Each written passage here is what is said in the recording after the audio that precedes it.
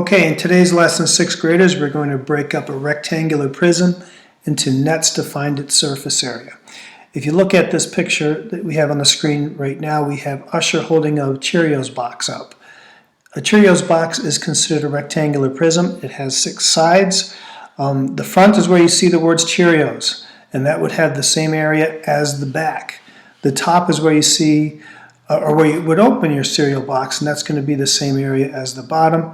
And the right side is stating all your nutritional facts, and that would have the same area as your left side.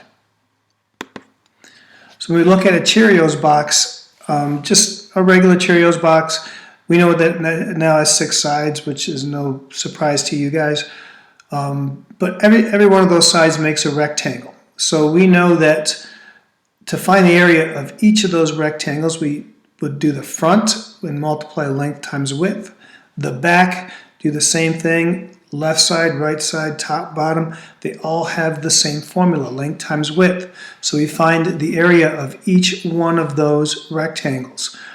To find the final surface area, we would add up all those rectangles together. So let's take a look at this one. When we have a cereal box and we unfold it into nets, which make those rectangular shapes in this case. And if you look at our front, this would be designated as our front. Our back would have the same area. We would have our top, which would be up here, and that would have the same area as the bottom.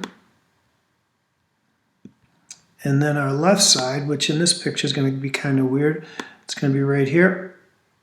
And then when this gets folded back into its position, the right side would be here. And the left side and the right side would have the same areas. So now let's look at the big picture here. We have a Cheerios box unfolded into nets. And if we can give it some dimensions, we can look at it in this way, where we could now find the area of all 6 pieces and add them together. The first one we're going to do is the front. So the front is going to be right here, and if you look, it has a length of 12, and it has a width that goes from here to here. So when we go to do that width, we are now going to use the width that comes from another part of our shape here, and that's going to be either from the bottom down here could be our width, which is our 8 centimeters. So when we go here, that would slide up into here, and that would give our front a 12 by 8. 12 by 8 would equal 96. The same thing would hold true for the back. It would also be 12 by 8, so our 12 would go right here, and our 8 would go here. Now, let's take a look at the other sides that we now have to find our area of. So when we look at, we have our front and back taken care of. Now we're going to look at the top side. Top is relatively easy to distinguish here. We have a top of 8 long and 3 wide. So 8 times 3 is 24, which would be the same as the bottom. 8 times 3 is 24.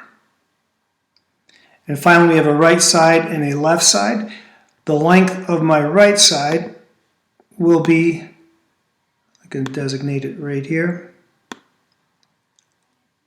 and my width would be 3.